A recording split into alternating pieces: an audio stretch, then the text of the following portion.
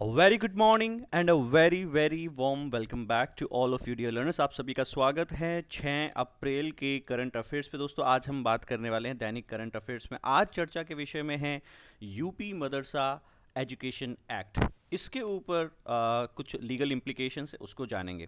फिर हमारी मौद्रिक नीति समिति या मॉनेटरी पॉलिसी कमेटी और उसके कुछ डेवलपमेंट इंपॉर्टेंस और हमारे सिलेबस से क्या रेलेवेंस है उसकी समीक्षा करेंगे।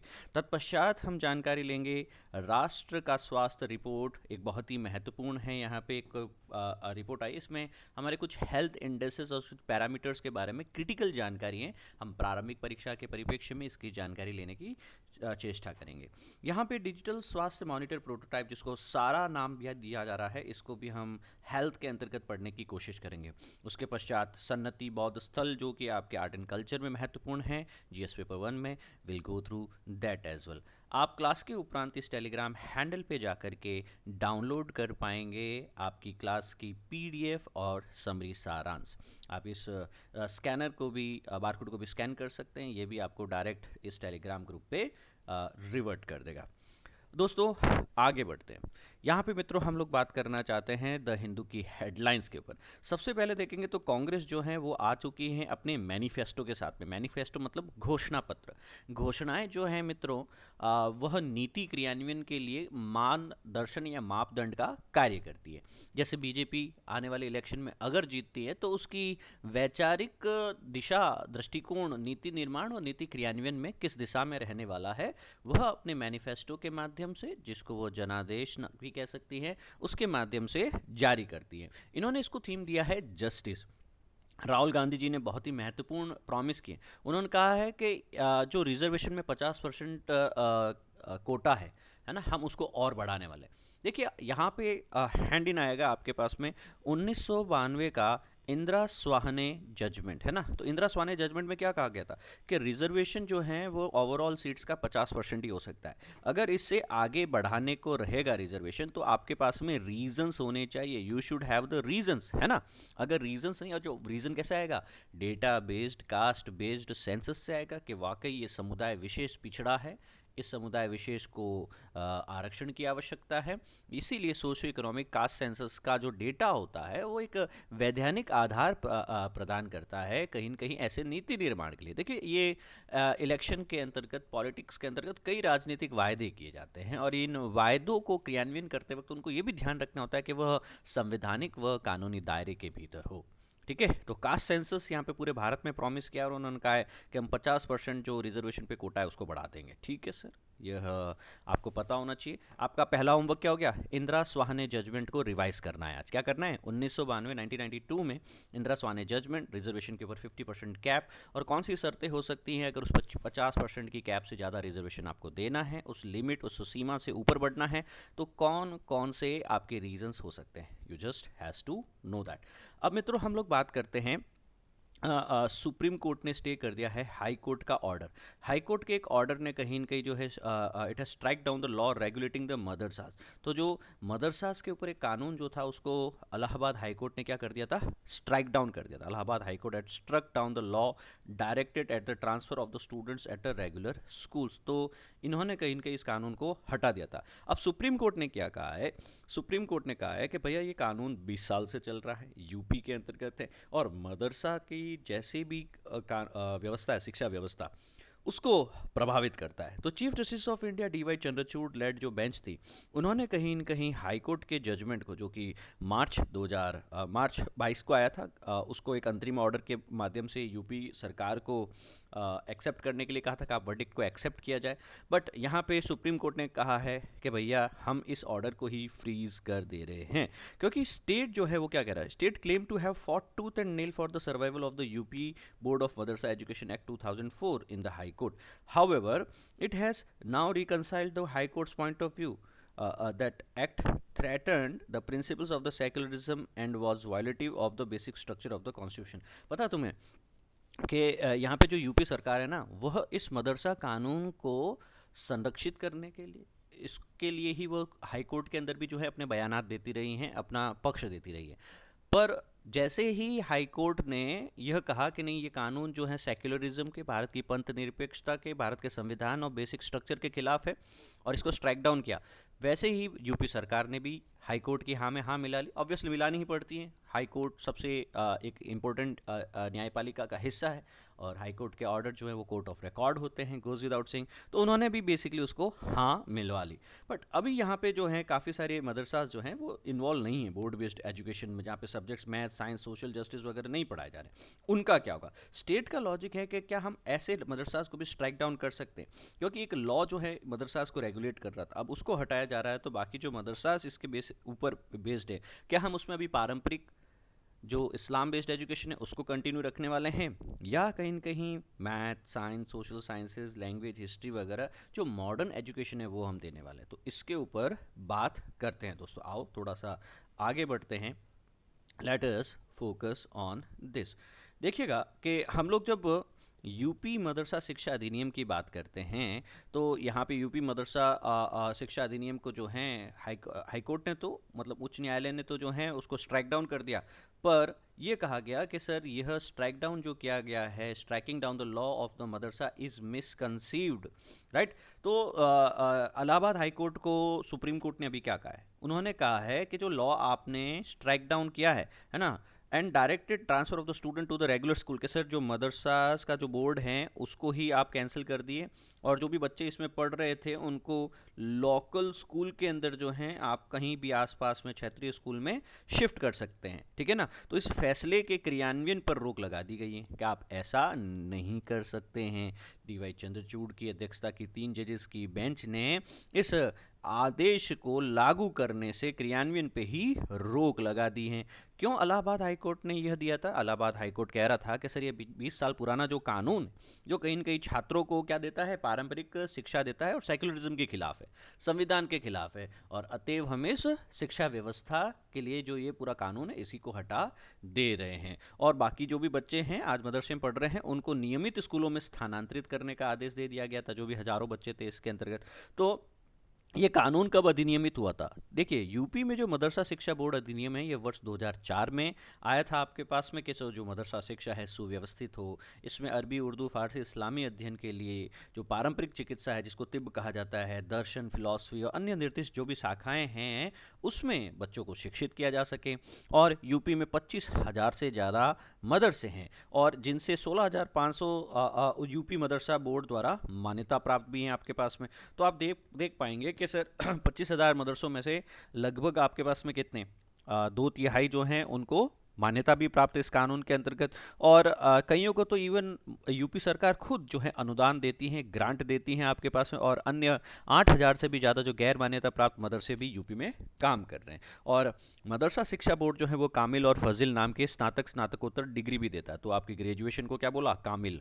और फाजिल का क्या मतलब हुआ? स्नातकोत्तर। मतलब हमारे लिए जैसे ग्रेजुएशन और पोस्ट ग्रेजुएशन है वैसे कामिल और फाजिल होता है इनमें, ठीक है भैया। तो इलाहाबाद हाई कोर्ट ने यूपी मदरसा शिक्षा अधिनियम बोर्ड 2004 को कहा कि यह असंवैधानिक है, धर्मनिरपेक्षता की उल्लंघन करता है, अनुच्छेद 14, 19, 21 और 21A का उल्लंघन करता है, और इसे स्ट्राइक डाउन कर दिया था। ये बात कब की है? ये है 22 मार्च लास्ट महीने 2024 की बात की जा रही है। अपन ने करंट अफेयर में पढ़ा भी था ये।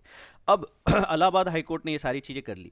आपको क्या लगता है ये 25,000 मदरसा चुपचाप बैठे रहेंगे? हर मदरसे में 100 बच्चे पढ़ रहे हैं, कम से कम लाखों बच्चों की एजुकेशन स्टेक पे थी। तो लोग जाते हैं सुप्रीम कोर्ट में, क्योंकि हाई कोर्ट ने तो इनको असंवैधानिक करार ही दे दिया था। लोग सुप्रीम कोर्ट में जाते हैं याचिका को लेकर के, अपनी एप्लीकेशन को लेकर के। उनके वकील ने कहा कि मदरसा अधिनियम धर्मनिरपेक्षता के सिद्धांतों का उल्लंघन करता है क्या या नहीं करता है आपके पास में। तो इलाहाबाद हाई कोर्ट ने भी यहाँ पे जो है कई सारे तर्क दिए थे। ये भी कहा था आपके पास में से 14 वर्ष की आयु है ना, उससे कक्षा 8वीं तक का जो गुणवत्तापूर्ण अनिवार्य शिक्षा है, जिसको हम लोग राइट टू एजुकेशन कहते हैं, कि सर एक अनिवार्य एजुकेशन बच्चे को मिलनी चाहिए, जिसको अपन ने आर्टिकल 21A के अंदर भी रखा है, कि सर इसका कहीं न कहीं जो आप वायलेशन कर रहे हैं। ये सार्वभौमिक गुणवत्तापूर्ण स्कूली शिक्षा जो है ये देने में विफल है मदरसा शिक्षा अधिनियम, अतएव मदरसा शिक्षा अधिनियम को यहाँ पे हटा दिया गया। और इस प्रकार ये मदरसों के छात्रों के मौलिक अधिकारों का उल्लंघन बताया गया, कि जो ये बच्चे पढ़ रहे हैं ना, इनको मिलनी चाहिए सार्वभौमिक यूनिवर्सल, मतलब जो शिक्षा सबको मिल रही है, गुणवत्तापूर्ण एजुकेशन जो है उसमें क्वालिटी भी होनी चाहिए। RT 21A का हवाला देते हुए, इन्हीं के मौलिक अधिकारों का हवाला देते हुए कानून को निरस्त कर दिया जाता है। अब सुप्रीम कोर्ट क्या कहता है? सुप्रीम कोर्ट ये कहता है कि मदरसा शिक्षा बोर्ड अधिनियम जो है इस पे हमने एक इंटरिम रोक लगाई। अंतरिम रोक का क्या मतलब है कि हो सकता है इस ऑर्डर में कुछ रिव्यू किए जा सकते हैं, कुछ पॉइंट्स जोड़े जा सकते हैं, कुछ पॉइंट्स हटाए जा सकते हैं। तो यहाँ पे जो एक अंतरिम रोक लगाई गई, इंटरिम क्या होता है आपके पास में? समय विशेष के लिए, परमानेंट नहीं है, एक समय विशेष के लिए, एक उद्देश्य की प्राप्ति के लिए, या फिर तथ्यों को और स्थानीय विषय वस्तु को और बेहतर जानकारी लेने के लिए अंतरिम रोक लगाई जाती है ना। इसको हम इंटरिम स्टे भी कह सकते हैं। सर स्टे लगा दिया कि हाई कोर्ट का ऑर्डर जो है वो इम्प्लीमेंट ना किए जाए आपके पास में, तो उच्च न्यायालय का उद्देश्य नियामक प्रकृति का था। तो क्यों बोला इनको कि सर आप रेगुलेट कैसे कर रहे हैं, how are you regulating? Judiciary जो है उसका रोल कभी भी रेगुलेटरी अथॉरिटीज़ के अनुसार नहीं हो सकता है।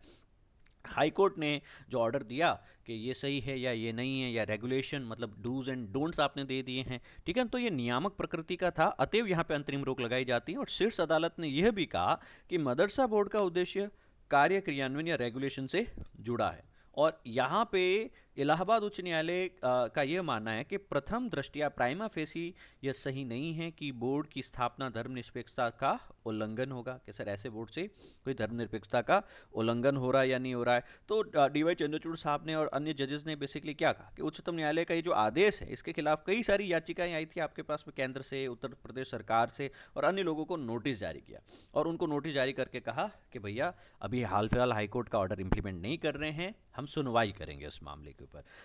मैं कुछ आपको आर्टिकल्स देना चाहता हूं दोस्तों, शिक्षा के संबंध में है। आप चाहे ऐसे लिखें, निबंध लिखें, आप चाहे मेंस का उत्तर लिखे, चाहे प्रारंभिक परीक्षा में एमसीक्यूज ही क्यों ना हो। आर्टिकल 45, 21A, 46, 28, 29, 30 और 51A क्लॉज के, ये सारे के सारे प्रावधान जो हैं भारत में शिक्षा के संबंध में संवैधानिक प्रावधान है। और मित्रों यह 7 प्रावधान आपको बाय हार्ट याद होने चाहिए। तो क्या आज हम इसको याद कर सकते हैं, है ना? आज एक प्रॉमिस करो मुझसे, आज एक प्रॉमिस करो कि हम डेली कुछ चीज़ें याद करेंगे, कुछ चीज़ें मेमोराइज करना शुरू करो। देखो आप जब तक चीज़ों को याद नहीं करोगे, देखो बचपन में हम पढ़ते थे ना, APPLE, एप्पल माने सेव, है ना, 2 का पहाड़ा बोल लेते थे, 10 का बोल लेते थे, फिर 20 का भी धीरे धीरे याद करते थे।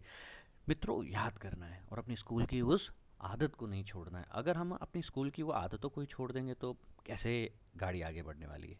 समझ पा रहे हो मैं क्या कहने की चेष्टा कर रहा हूँ आप सभी मित्रों को? आप सभी से मेरा यह अनुरोध है, चीज़ों को याद ज़्यादा करें, लिख के याद करें, रफ नोट साइमल्टेनियसली लिखते हुए आगे बढ़ें। आज की क्लास का अगला बिंदु है मित्रों MPC मॉनेटरी पॉलिसी कमेटी। ये जो MPCs है, मौद्रिक नीति समिति। देखो भारत में जो रुपया है ना, वह 2 संस्थान गवर्न करते हैं। एक है भारत सरकार, गवर्नमेंट ऑफ इंडिया, है ना। भारत सरकार भी तो बजट लेके आती है कि नहीं लेके आती है? कौन सी नीति होती है वो? राजकोषीय नीति, इसको कहा जाता है फिस्कल पॉलिसी। फिर आती है reserve bank of India. Reserve bank of India क्या करती है आपके पास में? कि सर वो रेपो रेट तय करती है। अब ये रेपो रेट किस चीज़ में आ गई भैया आपके पास में? सर इसको हम कहते हैं मॉनेटरी पॉलिसी, इसको हम क्या कहते हैं? मॉनेटरी पॉलिसी या फिर मौद्रिक नीति, तो एक तो है जो भारत सरकार पैसे का कंट्रोल करती है, राजकोषीय नीति, और जब RBI पैसे को लेकर के, मनी को लेकर के, क्रेडिट को लेकर के कुछ नीतियों की घोषणा करे, उन नीतियों को हम कहेंगे मॉनेटरी पॉलिसी या मौद्रिक नीति। पहले ये काम कौन करता था? देखो काम तो वैसे सरकार का ही है, पहले ये कार्य RBI अकेले करती थी।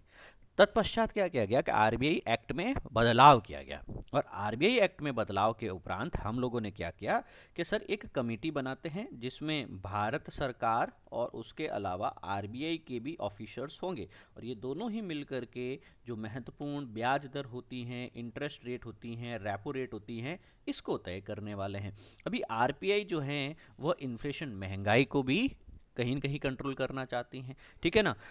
इन्होंने वित्त वर्ष 2024-25 में पहली मौद्रिक नीति, देखो हर 3 महीने से, हर वर्ष में 12 महीने, हर 3-3 महीने से यह मौद्रिक नीति कमेटी एमपीसी जो है साथ में बैठती हैं। भारत सरकार के लोग हैं, आरबीआई के लोग हैं, साथ में बैठेंगे और ये तय करेंगे। आरबीआई के गवर्नर की अध्यक्षता होगी इसके अंतर्गत, और शशिकांत दास अभी आरबीआई के गवर्नर है। ये तय करेंगे कि सर ब्याज दरें क्या हो सकती है, और सर ब्याज दरों से क्या होगा, ज़्यादा ब्याज दर है तो क्या आप मार्केट में लोन उठाएंगे, नहीं सर, पर कम ब्याज दर है तो हर आदमी लोन उठाना चाहेगा।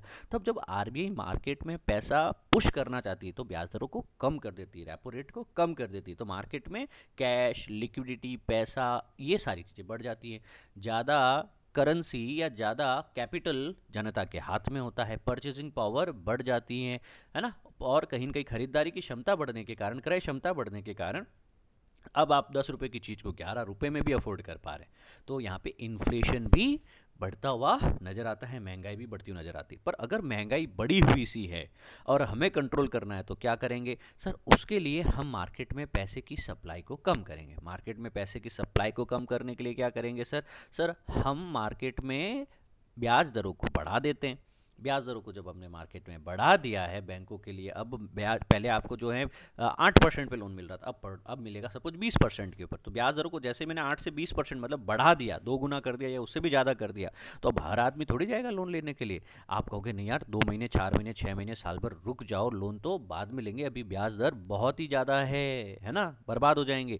तो अब जनता क्या करेगी, कम लोन लेगी, जनता के पास कम कैश होगा। जब जनता के पास कम कैश होगा, उनकी क्रय क्षमता कम होगी, तो अब वो 10 रुपए की चीज़ को कहेगा भाव तोल करके भाई 9.5, 10 या 9 रुपए में देगा तो खरीदूंगा, नहीं तो रख तो अपने पास, मेरे पास में 10 रुपए भी देने को नहीं है। समझने की कोशिश करें तो आप यहाँ पे इन्फ्लेशनरी ट्रेंड्स को कंट्रोल करने की कोशिश करते हैं। आप यहाँ पे करेंसी और क्रेडिट को, मुद्रा है नहीं, जो आपकी भारत की मुद्रा है, और उसके अलावा क्रेडिट, क्रेडिट का मतलब हो गया ऋण।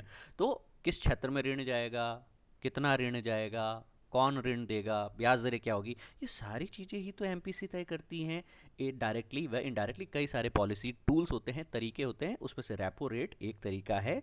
एमपीसी हर 3 महीने में मौद्रिक नीति समिति की जो ये मीटिंग होती है उसमें ये तय करती है। तो आरबीआई के गवर्नर महोदय ने कहा कि हम रेपो रेट, ब्याज दर जो है, जिसको पॉलिसी रेट भी कहा जाता है, 6.5% पर बनाए रखेंगे। मतलब पिछले त्रैमासिक में भी, पिछले क्वार्टर में भी 6.5 थी, अभी भी 6.5 ही हम रखने वाले हैं। क्योंकि ब्याज दरें जो हैं आपके पास में इतनी मेंटेन क्यों कर रहे हैं हम लोग, क्योंकि हमारा टारगेट है इन्फ्लेशन को कंट्रोल करना।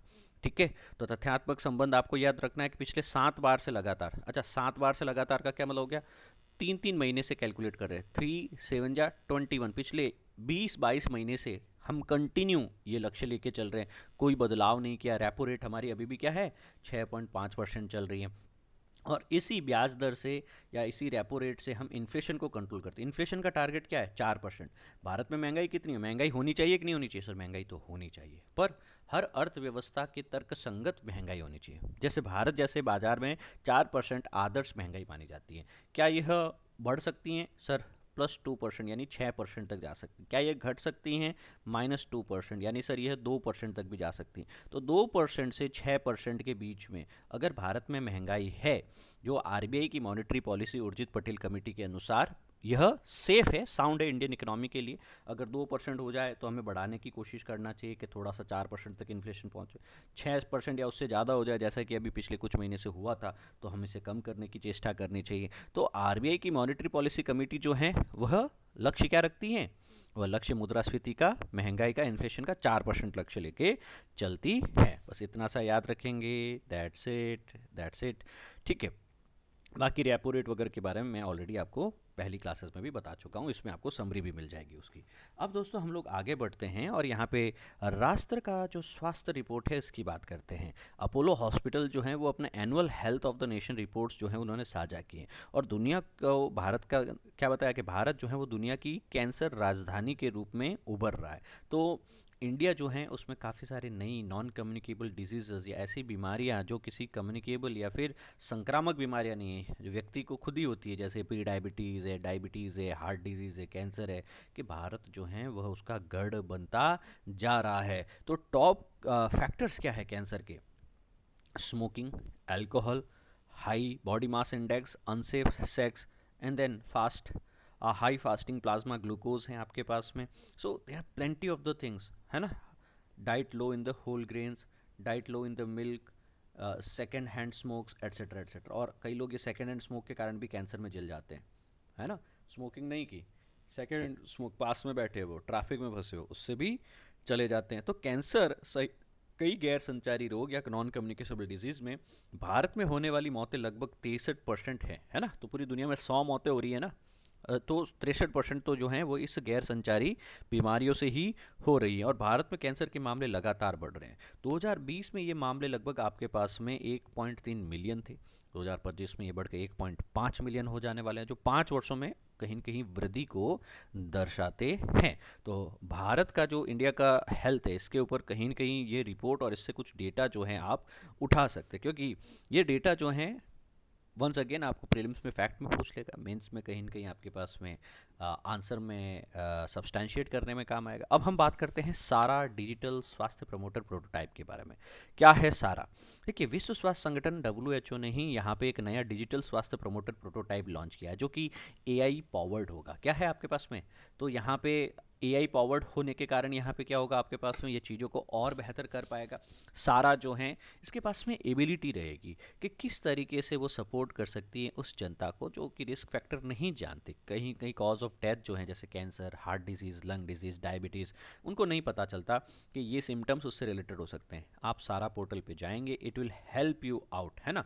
तो यहाँ पे सारा जो है डिजिटल स्वास्थ्य प्रमोटर प्रोटोटाइप के तरीके से, तो यहाँ पे इसका उपयोग जो है वायरस हैं, टीका है, तंबाकू हैं, स्वास्थ्य भोजन जो है, शारीरिक गतिविधियाँ हैं, कोविड-19 के दौरान सबसे ज़्यादा जो स्वास्थ्य संदेशों को प्रसारित करने के लिए हमने इस सारा AI पावर डिजिटल स्वास्थ्य प्रमोटर प्रोटोटाइप को यूज़ किया था। स्वास्थ्य के लिए स्मार्ट AI संसाधन सहायक है आपके पास में, राइट। और गोज़ विदाउट सेइंग AI से जनरेटिव AI पर आधारित है। जनरेटिव AI मतलब क्या हुआ, यहाँ पे कोई प्री फिक्स्ड आंसर नहीं है। जैसे आप प्रश्न पूछेंगे, जिस भाषा में पूछेंगे, जिस टोन में पूछेंगे, जिस कॉम्प्लेक्सिटी लेवल पे पूछेंगे, उसके अनुरूप आपको जो है उसमें बदलाव और उसमें कस्टमाइजेशन देखने को मिलेगा। तो कहीं न कहीं नए भाषा मॉडल हैं, अत्याधुनिक तकनीक को यहाँ पे यूज़ किया गया है। तो 8 भाषाओं में कई स्वास्थ्य विषयों के ऊपर ये 24 घंटे जो है व्यस्त रख सकता है किसी भी प्लेटफॉर्म के ऊपर। दैट्स ग्रेट, है ना। तो इसको याद रखेंगे, WHO को याद रखना है।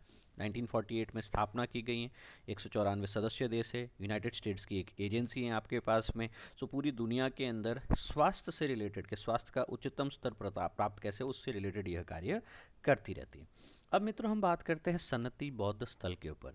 सन्नति जो है मित्रों वह फॉरगटन बुद्धिस्ट साइट है, कर्नाटका के अंतर्गत है दोस्तों आपके पास में। और 1990 के दशक में आर्कियोलॉजिकल सर्वे ऑफ इंडिया ने यहाँ की थी खुदाई, और उसके माध्यम से इन्होंने बताया कि कई वर्षों से जो ये उपेक्षित रहा है, इस एरिया को लोगों ने इतना ध्यान नहीं दिया है। पर अब सन्नति बौद्ध स्थल को 2022 में वापस एक उसका पुनर्स्थापन परियोजना के रूप में शुरू किया गया। तो कला और संस्कृति के दृष्टिकोण से ये पूछा जा सकता है, और यूपीएससी ऐसे प्लेसेस इन द न्यूज़ के ऊपर कई वर्षों तक लगातार प्रश्न पूछती रही है। तो कर्नाटका में कहाँ, कालबुरागी डिस्ट्रिक्ट है, वहाँ पे भीमा नदी के तट पे ये आपको देखने को मिलने वाला है। And goes without saying tourism के लिए ये बहुत ही आकर्षक भी है, और चंद्रेला परमेश्वरी मंदिर के लिए भी यह जाना जाता है। तो ये आपने मौर्य और अर्ली सतवाहना डायनेस्टीज़ के बारे में पढ़ा होगा हिस्ट्री के अंतर्गत, ये उसी टाइम पीरियड के मित्रों बात भी करता है। तो प्रागैतिहासिक से लेकर के प्रारंभिक ऐतिहासिक काल तक, और विशेष रूप से जो है रणमंडला क्षेत्र में अद्वितीय कालानुक्रमिक पैमाना जो है यहाँ पे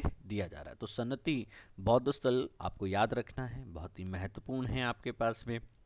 और goes without saying Satavahana dynasties जो है वो इसमें इन्वॉल्व रही थी, बुद्धिस्ट साइट के रूप में इसको जाना जाता है। कुछ क्वेश्चन है दोस्तों, लेट अस सॉल्व दिस। पहला क्वेश्चन है, आप इसको कमेंट करेंगे, है ना, यू विल बी कमेंटिंग, क्या आंसर रहने वाला है। संविधान में किस प्रावधान के अंदर शिक्षा का प्रभाव पड़ता है ना, और सही उत्तर चुनना है। तो DPSPs हैं क्या, रूरल अर्बन लोकल बॉडीज़ है क्या, 5वां या 6ठा अनुसूची या 7वीं अनुसूची है क्या। ये कह रहा है कि कौन से इनमें से प्रोविजंस, पांचों में से कौन सा है जो कहीं न कहीं एजुकेशन से रिलेटेड है, शिक्षा से रिलेटेड है। क्या DPSPs हैं, DPSPs हैं, और क्या क्या रहने वाला, जल्दी से बताओ। Yes, giving you time. All of them. DPSPs भी एजुकेशन से रिलेटेड बात करती है, लोकल बॉडीज़ भी एजुकेशन से रिलेटेड हैं। 5th और 6th शेड्यूल में जिसमें ट्राइबल एजुकेशन और कल्चर को प्रोटेक्ट करने की बात की जाती है।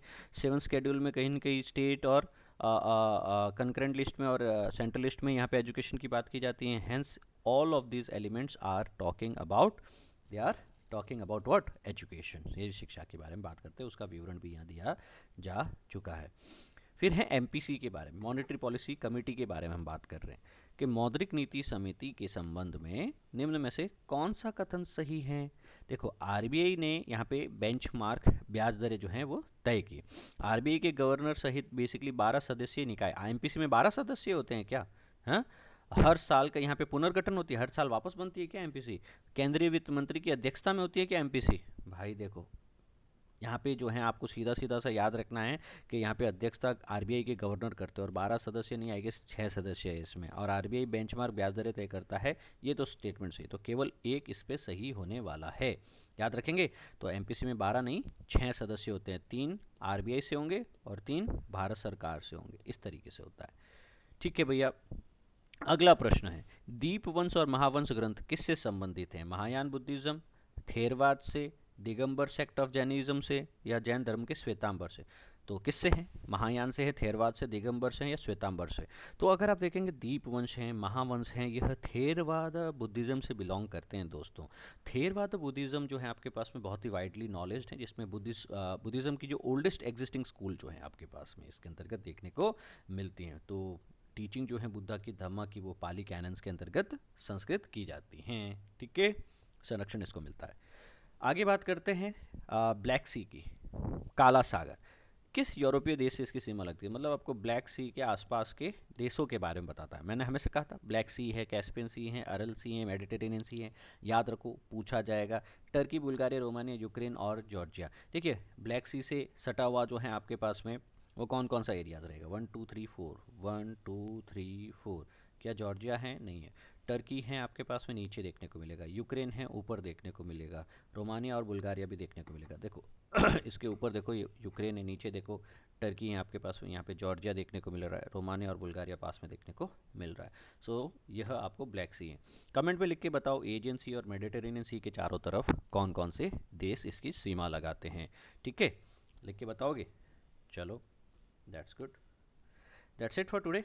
आज के लिए इतना ही। इस टेलीग्राम चैनल पे जाओ, टेलीग्राम पे जाके लिखो जगदीश जांगिड सर PW, इस चैनल को ज्वाइन करिए दोस्तों। मिलते हैं बहुत ही जल्दी अगली क्लास में। अंटिल देन, थैंक यू, जय हिंद, सर्वदा शक्तिशाली, and God bless you all.